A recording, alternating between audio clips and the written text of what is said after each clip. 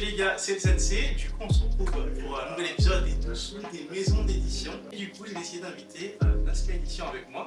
Salut les gars, vous allez tout content qu'on se retrouve ensemble pour un nouvel épisode des maisons d'édition. Ça me fait plaisir. Donc, dites-moi tout.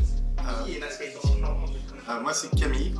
Et moi c'est Damien. Moi je me charge plus de la partie technique pour créer des mangas, le lettrage, le maquettage derrière, envoyer dans la presse. Et moi j'exploite son travail et je fais juste la partie gestion. C'est lui qui travaille, moi je suis sur l'ordinateur, contrat, signature, et voilà. Bah écoute, voilà, on travaille exploité. Ah oui, on est frères. Oh, c'est incroyable ça!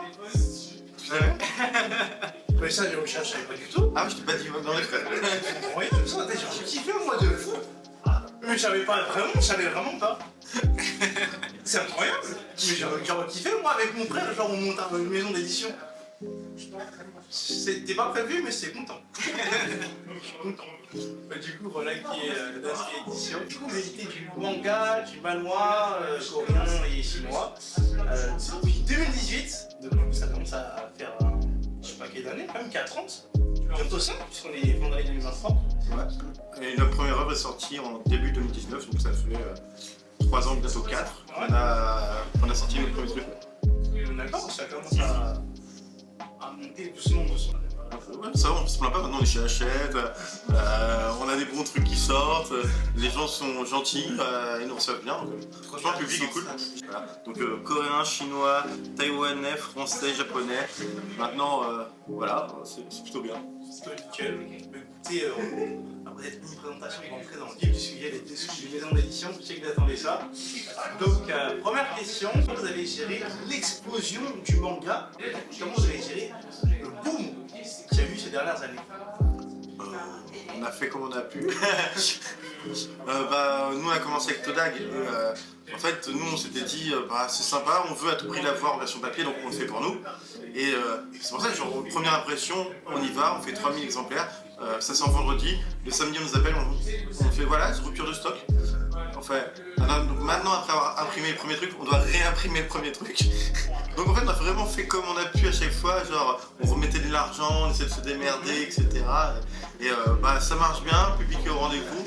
Et maintenant on a plus ou moins pérennisé, on a pris des habitudes. Voilà, on est indépendant, donc à l'origine on n'est pas tellement du secteur. Mais au final ça se fait et franchement maintenant on arrive à savoir à peu près où aller. Nickel. Bon, en vrai, quand il y a des passionnés qui font quelque chose de qualité, l'auteur On espère. il est là. En plus, l'avantage, pas de ligne éditoriale, vous êtes un peu entre guillemets en vie. Ouais, c'est ça. C'est plutôt sympathique ça. Ça, c'est des avertissements, ça. Soyez plus libres sur vos choix. Donc, du coup, on va enchaîner avec une nouvelle question. Comment vous avez géré les réimpressions? Comment vous gérez tout simplement les réimpressions? Alors, normalement, c'est pas prise de tête. Maintenant, c'est prise de tête. Le prix du papier. En fait, le vrai moment où on a un peu mal, c'est qu'on est passé en mai de Macassar, un petit distributeur diffuseur, à Hachette. Et en gros, 8 ruptures de stock en même temps, en plus de ce qu'on devait imprimer. Donc, quand tu vois la facture, tu fais 50 000 balles, tu fais c'est bien, on est une grosse boîte, on a beaucoup de budget. Non mais voilà, tu fais avec, c'est bête mais à part, on n'a pas beaucoup de licences et nous on les vend, au pire on les écoulera même en festival, donc on se prend pas trop la tête, c'est du style, on en a plus, on réimprime. C'est ça, hein. Voilà. Ouais, mais c'est un bon fonctionnement, c'est que si tu n'en as plus, les gens demandent, faut pas imprimer. On va dire c'est de droite à gauche ou X, Y. C'est un système que j'aime bien, plutôt sympathique, très simple. Simple et efficace. On va enchaîner avec une question que moi j'attendais, plutôt intéressante. Du coup, c'est la Sky Edition. Quel est votre coup de cœur? Une réponse par personne, s'il vous plaît. Qui commence? Moi ça va être Todag. C'est notre top vente.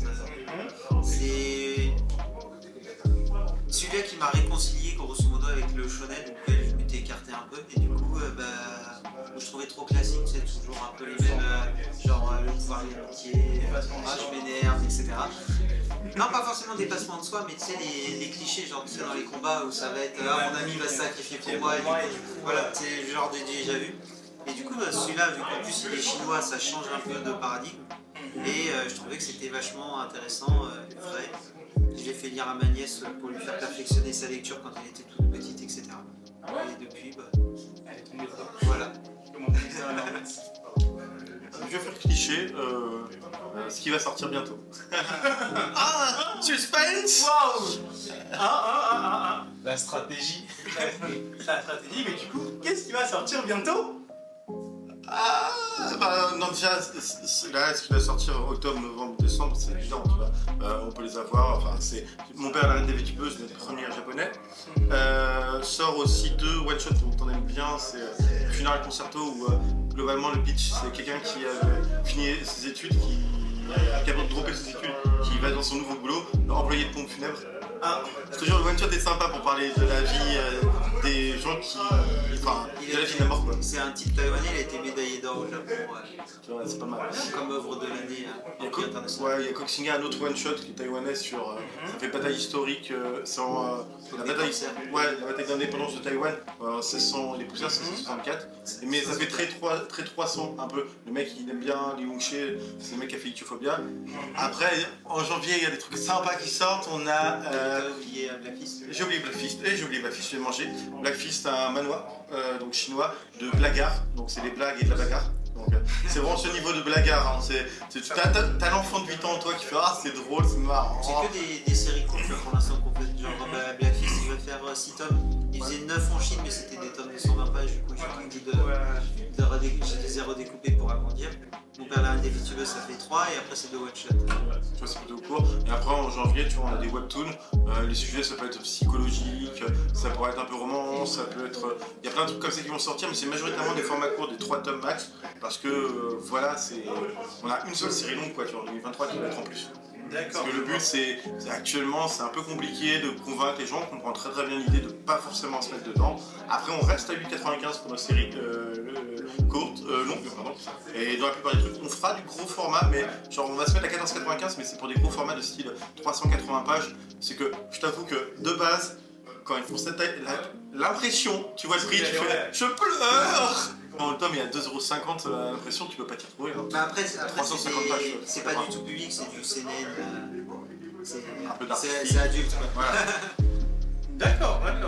Et je pense qu'on va rester là. En tout cas, merci pour vos réponses. Dice, j'ai commencé, ça m'a surpris. Au début, j'ai accroché pas trop, mais je commence à me forcer. Mais ça m'a surpris le truc du dé et tout. J'ai pas trop accroché au début. Le premier tome est super introductif, il n'y a pas C'est grand ça. chose qui se passe. C'est ça, mais du coup, après, je pense qu'il y a quelque chose. Donc, du coup, je vais continuer. On a sorti les 2 premiers en même temps juste avant. Je vais continuer. Donc, du coup, je laisse une chance à Dice. Donc, laissez une chance à Dice vous aussi. Et on verra bien ce qu'il en est. Merci les gars en tout cas pour ces premières questions. Du coup, n'hésitez pas à follow les réseaux sociaux de la édition sur Twitter, Instagram, Facebook. Et n'hésitez pas à lire Dice comme moi, parce que comme ça on aura une petite connexion. Et on se retrouve à la prochaine pour un nouvel épisode des Dessous des maisons d'édition. À toutes!